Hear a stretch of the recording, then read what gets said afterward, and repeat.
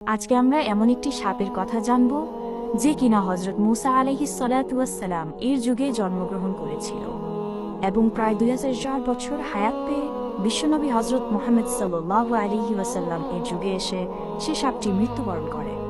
অনেক যুগ আগের কথা, মিশরের প্রাচীন ভূমিতে নবী মুসা আলাইহিস সালাতু ওয়াস সালাম মহান আল্লাহ রাব্বুল আলামিনের বাণী পৌঁছে দিচ্ছিলেন তার কওমের মাঝে। সেখানকার জঙ্গলের ছোট্ট একটি টিলার পাশেই বসবাস করত এক অদ্ভুত ধরনের সাপ।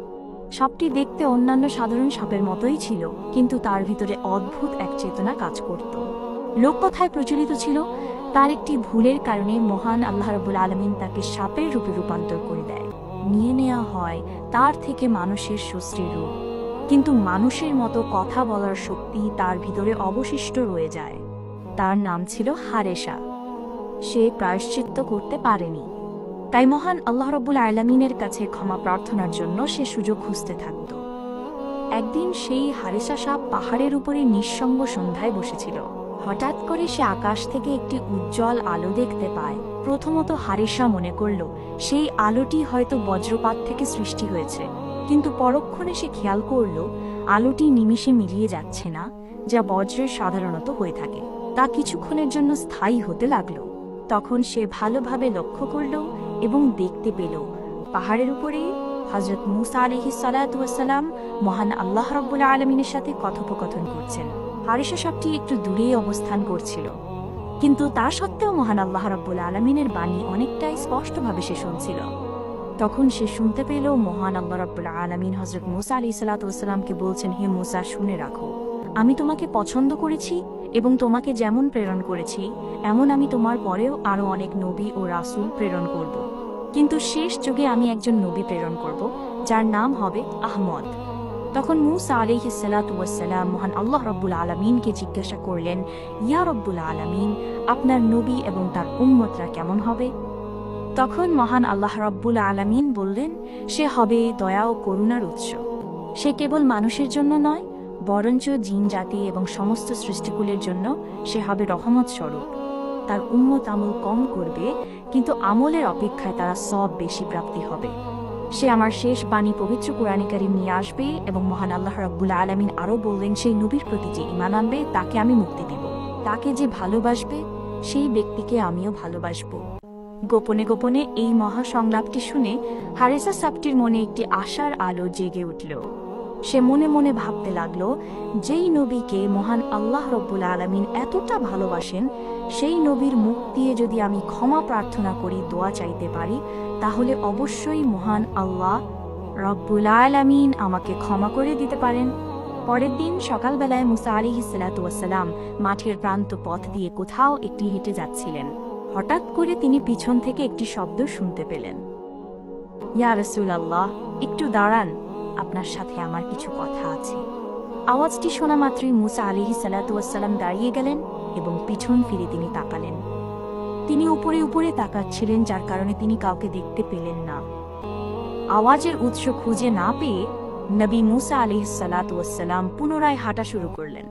পিছন থেকে আবারও ডাক আসলো, ইয়া রাসূলুল্লাহ, হে মুসা আলাইহিস সালাতু ওয়াস সালাম, আমি হারেসা বলছি, আমি একটি সাপ, আপনি পিছন ফিরে দয়া করে নিচের দিকে তাকান। অতঃপর মুসা আলাইহিস সালাতু ওয়াস সালাম আবারও দাঁড়িয়ে গেলেন এবং পিছন দিকে ফিরে তিনি নিচের দিকে তাকালেন। তখন তিনি দেখতে পেলেন একটি সাপ তাকে ডাকছে। তখন সে হারেসি সাপটি মৃদু আওয়াজে কম্পিত কণ্ঠে বলতে লাগলো, ইয়া রাসূলুল্লাহ, হে আল্লাহর নবী, আমি আপনার কাছে একটি অনুরোধ নিয়ে এসেছি। আমি শুনেছি শেষ যুগে একজন নবী আসবেন, তার নাম হবে আহমদ এবং সে দুনিয়ার শেষ নবী হবেন। হে মুসা, আল্লাহর নবী, আমি তার সান্নিধ্য অর্জন করতে চাই। আপনি দয়া করে মহান আল্লাহ রাব্বুল আলামিনের কাছে আমার হায়াত দীর্ঘ করার জন্য একটু দোয়া করুন। আমি যেন সেই নবীর যুগ পর্যন্ত বেঁচে থাকি এবং তার সান্নিধ্য অর্জন করতে পারি।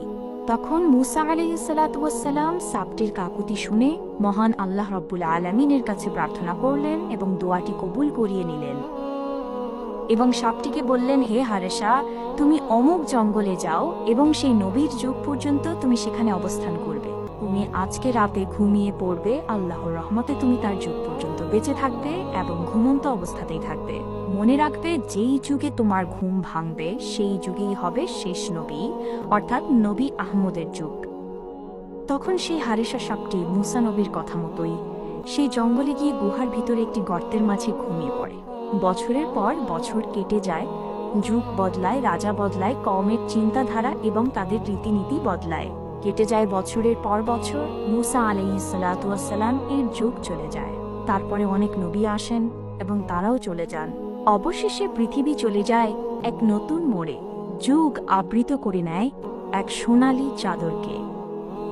এক মহান রজনীতে জন্ম নেন বিশ্বনবী হযরত মুহাম্মদ সাল্লাল্লাহু আলাইহি ওয়াসাল্লাম। এরপরে বিশ্বনবী ধীরে ধীরে বড় হতে থাকেন। তার শৈশব কৈশোরকাল পেরিয়ে, তার যুবক বয়স পেরিয়ে তিনি নবুয়ত পান।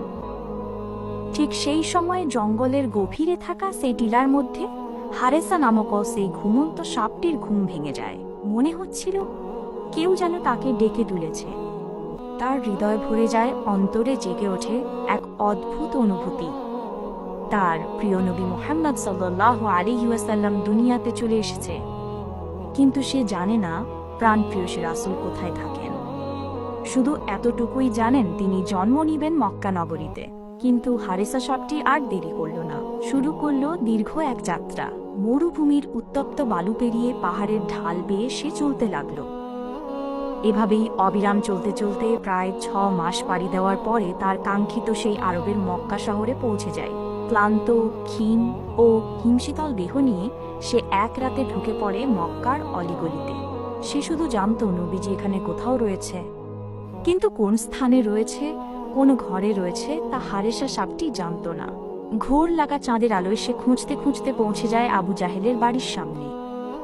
অনাহারে সফর করতে করতে সাপটি অনেক ক্লান্ত হয়ে পড়ে, তাই আবু জাহেলের বাড়ির সামনে যখন পৌঁছায় সে আর চলতে পারে না। তখন সে বিশ্রামের সিদ্ধান্ত নেয় এবং সেখানেই ঘুমিয়ে পড়ে। পরের দিন সকালবেলা যখন আবু জাহেল ঘর থেকে বের হয়, তখন সে দেখতে পায় তার ঘরের সামনে একটি সাপ ঘুমিয়ে আছে। সে সাপটিকে দেখে প্রচণ্ড রেগে যায়। আবু জাহেল সাপটিকে আক্রমণাত্মক মনে করে সাপটিকে একটি লাঠি হাতে নিয়ে মারতে যায়। কিন্তু হঠাৎ করে ঘটে এক অদ্ভুত ঘটনা। হঠাৎ সাপটি কথা বলতে শুরু করে এবং বলতে থাকে, হে আল্লাহর বান্দা, আমার গায়ে কোনো আঘাত করো না। আমি এসেছি বিশ্বনবী হযরত মুহাম্মদ সাল্লাল্লাহু আলাইহি ওয়াসাল্লামের সাথে সাক্ষাৎ করতে। আমি মুসার যুগে জন্মগ্রহণ করেছি এবং তার দোয়া নিয়ে হায়াত পেয়ে আমি আজও বেঁচে আছি। আমি তার সাথে দেখা করে আমি এখান থেকে চলে যাব। আমি তোমার কোনো ক্ষতি করতে আসিনি। দয়া করে তুমি আমার কোনো ক্ষতি করো না। সাপটি কথা বলছে দেখে আবু জাহেল আশ্চর্য হয়ে যায়, কিন্তু মুহাম্মদের নাম শুনে সে রাগান্বিত হয়ে যায় এবং তেলের বেগুনে অগ্নিশর্মা হয়ে ওঠে। চিৎকার দিয়ে তার স্ত্রীকে ডেকে বলে, ওহে মুজালিদা, কোথায় তুমি? দেখো, মুহাম্মদ আমাকে মারার জন্য একটি সাপ পাঠিয়েছে। এটি একটি জাদুকরী সাপ যে মানুষের মতো কথাও বলছে। তার স্ত্রী ঘর থেকে বের হয়ে দেখল আসলে আবু জাহেল ঠিকই বলছে, সাপটি কথা বলতে পারে এবং সেই মুখে মুহাম্মদ নবীর নাম লিখছে। মুজালিদা একজন সৎ নারী ছিলেন। সে ইসলামের প্রতি পৃষ্ঠপোষণ না করলেও ইসলামের প্রতি যথাযথ শ্রদ্ধা রাখতেন। কিন্তু আবু জাহেলের জন্য সে মুখ দিয়ে কখনো শ্রদ্ধা প্রকাশ করতে পারতেন না। সে সাপটিকে মারতে নিষেধ করে, কিন্তু আবু জাহেল তার কোনো কথা না শুনে ক্ষিপ্ত হয়ে ওঠে এবং ক্ষিপ্ত কণ্ঠে বলতে থাকে, ওহে জাদুকরী সাপ, তোকে নিশ্চয়ই মুহাম্মদ পাঠিয়েছে আমাকে মারার জন্য। তোকে আর আমার হাত থেকে কেউ রক্ষা করতে পারবে না। আজকে আমি তোকে মেরেই ছাড়ব। এই বলে সাপটির গায়ে আঘাত করতে থাকে। সাপটি চিৎকার করতে থাকে, কিন্তু নিষ্ঠুর আবু জাহেল তাকে আর মুক্তি দেয় না। কিন্তু সাপটি এত আঘাত ছুঁয়েও সে কোনো আক্রমণ করে না, সে ছোবল তোলে না, শুধু কাকুতি স্বরে বলতে থাকে, হে আল্লাহর বান্দা, আমাকে ছেড়ে দাও, আমি তোমার কোনো ক্ষতি করব না। আমি শুধু মুহাম্মদের সাথে দেখা করে আমি চলে যাব। কিন্তু নিষ্ঠুর আবু জাহেল তার কোনো কথাই শুনে না। সাপটিকে মারতে মারতে আধমরা করে একটি খাঁচায় বন্দি করে রাখে। খাঁচায় বন্দি থাকা অবস্থায় সাপটি কান্না করতে থাকে এবং মহান আল্লাহ রব্বুল আলামিনের কাছে আর্তনাদ করতে থাকে, ইয়া রব্বুল আলামিন, আপনি আমাকে মৃত্যু দিন, আমার কোনো আফসোস নেই, কিন্তু মৃত্যুর আগে একবার হলেও আমি আপনার হাবিবের সাথে দেখা করতে চাই। রাতের বেলায় ঘরের ভিতরে প্রদীপ জ্বলছে নিভু নিভু করে। মুজালিদা কম্পিত কণ্ঠে আবু জাহেলকে বলতে লাগলো, হে আমর ইবনে হিশাম, আপনি এই সাপটিকে কি করতে চান? ও তো আপনার কোনো ক্ষতি করেনি, এত মেরেছেন তাও তো আপনাকে আক্রমণ করতে আসেনি, ওকে ছেড়ে দিলেও তো পারেন। মুজালিদার এই কথা শুনে আবু জাহেল রাগে অগ্নিশর্মা হয়ে গেল।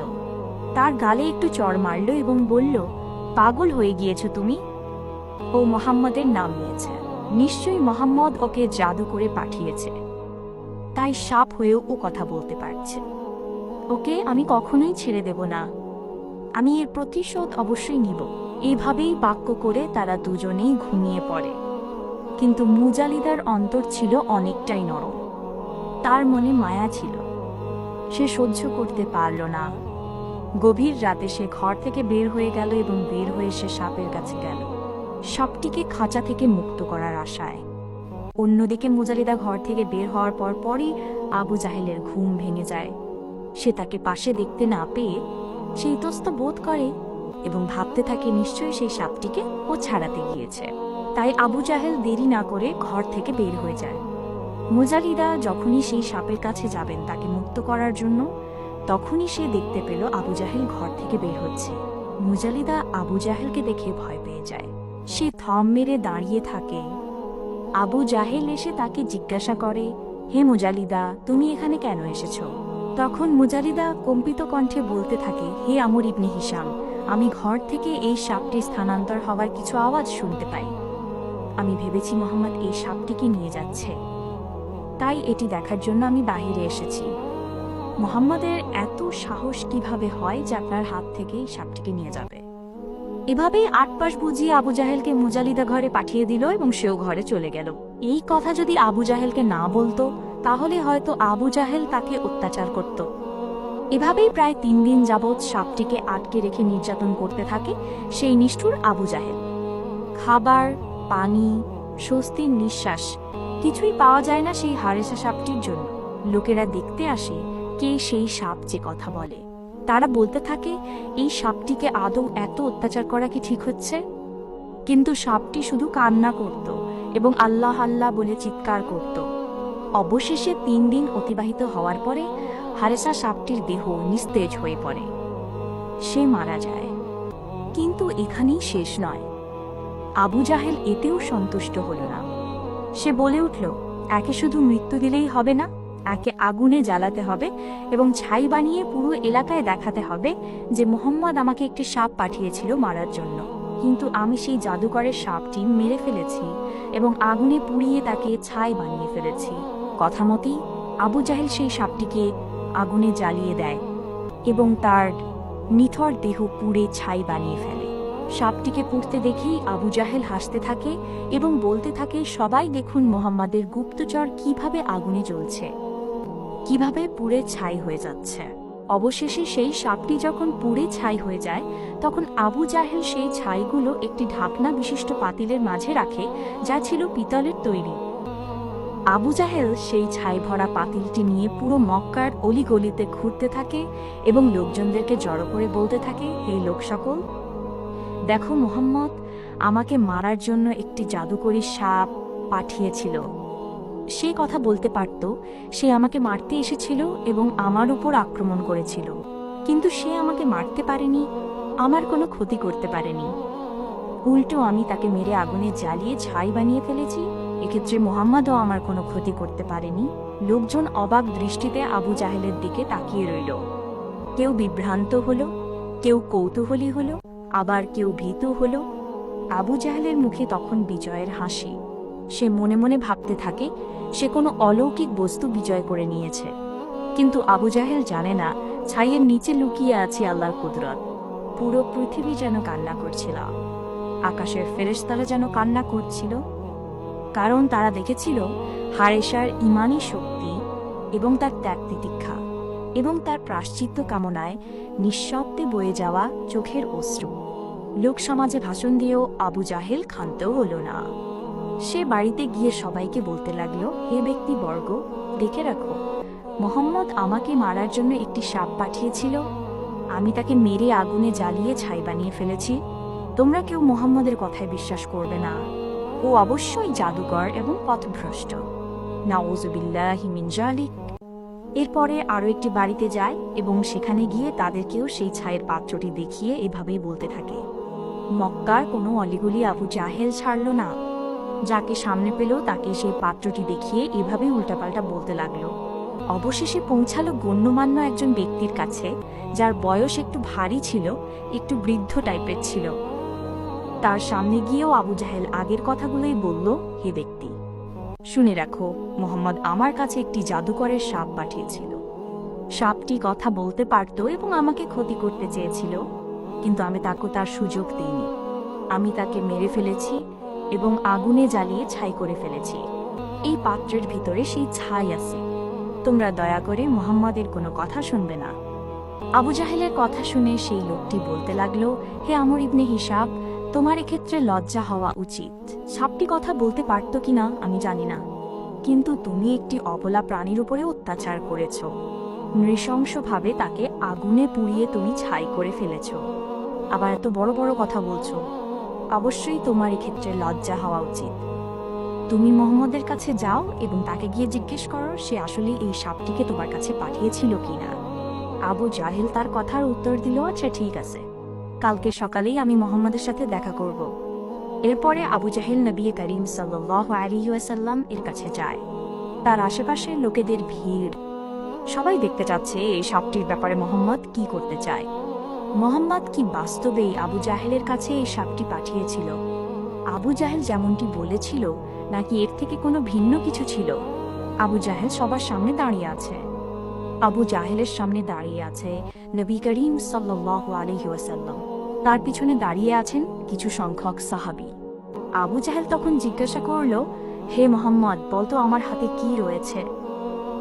তখন নবী করিম সাল্লাল্লাহু আলাইহি ওয়াসাল্লাম বলছেন, হে আমর ইবনে হিশাম, আপনার হাতে তো একটি পিতলের পাত্র রয়েছে যা লাল কাপড় দিয়ে ঢাকা রয়েছে, কিন্তু এর ভিতরে কি আছে সেটা আমি জানি না। তখন আবু জাহেল হেসে দিল এবং বলতে লাগলো, হে লোক সকল, সবাই দেখো, মুহাম্মদ অনেক সময় ভবিষ্যৎবাণী করে, ভবিষ্যতে এটা হবে, ভবিষ্যতে ওটা হবে, কিন্তু তার চোখের সামনে থাকা পাত্রটির মাঝে কি রয়েছে সে এটাই বলতে পারে না। তাহলে সে কিসের নবী? আমি তাকে বিশ্বাস করি না। আবু জাহেলের কথার প্রতি উত্তরে নবী করিম সাল্লাল্লাহু আলাইহি ওয়াসাল্লাম বলে উঠলেন, হে আমর ইবনে হিশাম, আমি কোনো ভবিষ্যৎ বক্তা নই বা আগামীকালের বিষয়ে আমি কোনো জ্ঞান রাখি না। আল্লাহর পক্ষ থেকে আমাকে যা জানানো হয় আমি সেটাই আপনাদের মাঝে ব্যক্ত করি। আমি নিজের থেকে আমি কিছু বলিও না। তখন আবু জাহেল আরও অট্টহাসি দিতে লাগলো এবং বলল, হে মোহাম্মদ, তুমি আমাদের মৃত্যুর পরের কথা বলো। মৃত্যুর পরে আমাদের নাকি জাহান্নামে যেতে হবে, হাসর নশর হবে। তাহলে এই পাত্রের ভিতরে কি আছে সেটি বলে দেখাও। তুমি যদি বলতে পারো তাহলে আমি ঈমান নিয়ে আসব। আবু জাহেলের এই কথার পরে নবী করিম সাল্লাল্লাহু আলাইহি ওয়াসাল্লাম কিছুক্ষণ মাথা নিচু করে রাখলেন। এরপরে তিনি মাথা উঁচু করলেন এবং আকাশের দিকে তাকালেন। তারপরে তিনি প্রার্থনা করতে লাগলেন এবং বলতে লাগলেন, ইয়া রব্বুল আলামিন, আপনি যদি চান মৃত্যুকে জীবিত করতে পারেন, আপনি যদি চান জীবিতকে মৃত্যু দান করতে পারেন। আপনার হুকুম ছাড়া কিছুই সম্ভব না। গাছের একটি পাতাও আপনার অনুমতি ছাড়া নড়ে না। এই পিতলের পাত্রের ভিতরে কি আছে আমি সেটা জানি না। দয়া করে আপনি এর ভিতরের বস্তুটির প্রাণ ফিরিয়ে দিন, যেন এই নিজেই সাক্ষ্য দিতে পারে আল্লাহ এক, তার কোনো শরিক নেই। নবীজির এই প্রার্থনা করার সাথে সাথে ভিতর থেকে সাপটি কথা বলে উঠল এবং বলল, লাব্বাইক ইয়া রাসূলুল্লাহ, আল্লাহ ছাড়া কোনো মাবুদ নেই। আল্লাহু আকবার। এই কথা বলার সাথে সাথেই আবু জাহেল ভয় পেয়ে যায় এবং সেই পাত্রটি হাত থেকে ফেলে দেয়। সঙ্গে সঙ্গে তার মুখ খুলে যায় এবং সাপটি বের হয়ে আসে। তখন সাপটি নবীজিকে দেখে কান্না করে ফেলে। তার চোখের কোণে অশ্রু চিকচিক করতে থাকে এবং বলতে থাকে, ইয়া রাসূলুল্লাহ, আল্লাহ, আমি সাক্ষ্য দিচ্ছি আপনি আল্লাহ তাআলার বান্দা এবং তার রাসূল। আল্লাহ এক, তার কোনো শরিক নেই। অন্যদিকে আবু জাহেল চিৎকার করে ওঠে এবং বলতে থাকে, হে মুহাম্মদ, এটা নিশ্চয়ই তোমার জাদু। পাত্রের ভিতরে এই সাপটি ছাই অবস্থায় ছিল। আমি নিজের হাতে একে আগুনে পুড়িয়েছি। নিশ্চয়ই তুমি জাদু করে একে ফিরিয়ে এনেছো। অবশ্যই তুমি একটি প্রকাশ্য জাদুকর। আবু জাহেলের কথার প্রতি উত্তর সাপটি নিজেই দিল এবং বলল, হে আমর ইবনে হিসাব, শুনে রাখো, আল্লাহ রাব্বুল আলামিন নিজেই আমার প্রাণ ফিরিয়ে দিয়েছেন। এক্ষেত্রে মুহাম্মদ সাল্লাল্লাহু আলাইহি ওয়াসাল্লামের কোনো হাত নেই, তিনি শুধু দোয়া করেছেন। অবশ্যই তিনি জাদুকরী নন। আশেপাশে লোকেরা চিৎকার দিয়ে উঠল এবং বলল, আল্লাহু আকবার। এটা নিশ্চয়ই কোনো জাদু নয়, এটা আল্লাহ রাব্বুল আলামিনের প্রকাশ্য কুদরত। তখন নবী করিম সাল্লাল্লাহু আলাইহি ওয়াসাল্লাম সাপটিকে জিজ্ঞাসা করেন, হে সাপ, তোমার নাম কি? তুমি কোথা থেকে এসেছো? আমার কাছেই বা তুমি কেন এসেছো? তখন সাপটি এক এক করে সবকিছু খুলে বলল, ইয়া রাসূলুল্লাহ, আমার নাম হারেসা। আমি হযরত মূসা আলাইহিস সালাতু ওয়াস সালামের যুগে জন্ম নিয়েছি। ইয়া রাসূলুল্লাহ, আমার একান্ত আকাঙ্ক্ষা আমি আপনার সান্নিধ্য লাভ করব এবং আপনাকে দিয়ে আমার জন্য মাগফিরাতের দোয়া করাবো। তাই আমি মূসা আলাইহিস সালাতু ওয়াস সালাম এর কাছে হায়াত দীর্ঘ করার জন্য দোয়া প্রার্থনা করি এবং সে আল্লাহর কাছে দোয়া করলে আল্লাহ আমার হায়াত দীর্ঘ করে দেন। আমি তার যুগ থেকে আপনার যুগ পর্যন্ত ঘুমন্ত অবস্থায় ছিলাম, কিন্তু মক্কায় আমার জানা ছিল না আপনি কোথায় বসবাস করেন, যার জন্য মক্কায় এসে আমি অনেক ঘোরাফেরা করি। অবশেষে আমি ক্লান্ত হয়ে পড়ি এবং এই ব্যক্তির বাড়ির সামনে ঘুমিয়ে পড়ি। এই ব্যক্তি যখনই আমাকে দেখতে পায় সে আমাকে মারতে আসে, কিন্তু আমি তাকে নিষেধ করি। আমি তার কাছে ক্ষমা প্রার্থনা করি, কিন্তু সে যখনই আমার মুখে আপনার নামটি শুনতে পায় সে আমার উপর আক্রমণাত্মক হয়ে ওঠে, আমাকে অনেক আঘাত করে, অনেক অত্যাচার করে, আমাকে খাঁচায় পর্যন্ত বন্দি করে রাখে। আমি তাকে বারবার বলি আমাকে ছেড়ে দিতে, অনেক কাকুতি করি, কিন্তু সে আমাকে আর ছাড়ে না। অবশেষে আমাকে মেরে আগুনে জ্বালিয়ে পুড়ে ছাই বানিয়ে দেয়। ইয়া রাসূল আল্লাহ, আমি তখনও তার কোনো ক্ষতি করিনি, কিন্তু এখন যেহেতু দ্বিতীয়বার আমি সুযোগ পেয়েছি, এখন আর আমি সুযোগ হাতছাড়া করব না। এবার আমি আর তাকে ছাড়ব না, আমি তাকে শেষ করে দেব। এই বলে হারেসা সাপটি আবু জাহেলের দিকে তেড়ে যায় তাকে ছোবল মারার জন্য। আবু জাহেল ভয়ে দৌড়াতে থাকে, কিন্তু নবী করিম সাল্লাল্লাহু আলাইহি ওয়াসাল্লাম পিছন থেকে সাপটিকে ডেকে বললেন, হে হারেসা, তুমি তাকে ক্ষমা করে দাও, তার কোনো ক্ষতি করো না। মানছি তোমার উপর অবশ্যই জুলুম এবং অত্যাচার করা হয়েছে, কিন্তু মনে রাখবে তুমি যদি কাউকে মাফ করো, ক্ষমা করে দাও, তাহলে নিশ্চয়ই মহান আল্লাহ রাব্বুল আলামিন তোমাকেও ক্ষমা করবেন এবং তার বিনিময়ে তোমাকে উত্তম প্রতিদান দিবেন। নবীজির ডাক শুনে হারেসা সাপটি আর আগালো না, নবীজির কথায় সাড়া দিল এবং আবু জাহেলকে সে ক্ষমা করে দিল। পরক্ষণে সে আরেকটি আবদার করে বলল, ইয়া রাসূলুল্লাহ, আপনার কাছে আমার আরেকটি আবদার রয়েছে, দয়া করে মহান আল্লাহ রাব্বুল আলামিনের কাছে একটু দোয়া করুন, সে যেন আমাকে মানুষ বানিয়ে দেয়।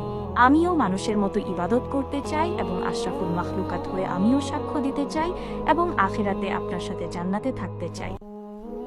এটা বলার পরে নবী করিম সাল্লাল্লাহু আলাইহি ওয়াসাল্লাম আল্লাহর কাছে সেই হারেসা সাপটির জন্য দোয়া করলেন এবং সাথে সাথেই সেই হারেসা সাপটি মানুষ হয়ে গেলেন। মানুষ হওয়ার পরে সে যতদিন বেঁচে ছিলেন ততদিনই নবী করিম সাল্লাল্লাহু আলাইহি ওয়াসাল্লাম এর খেদমতে ছিলেন।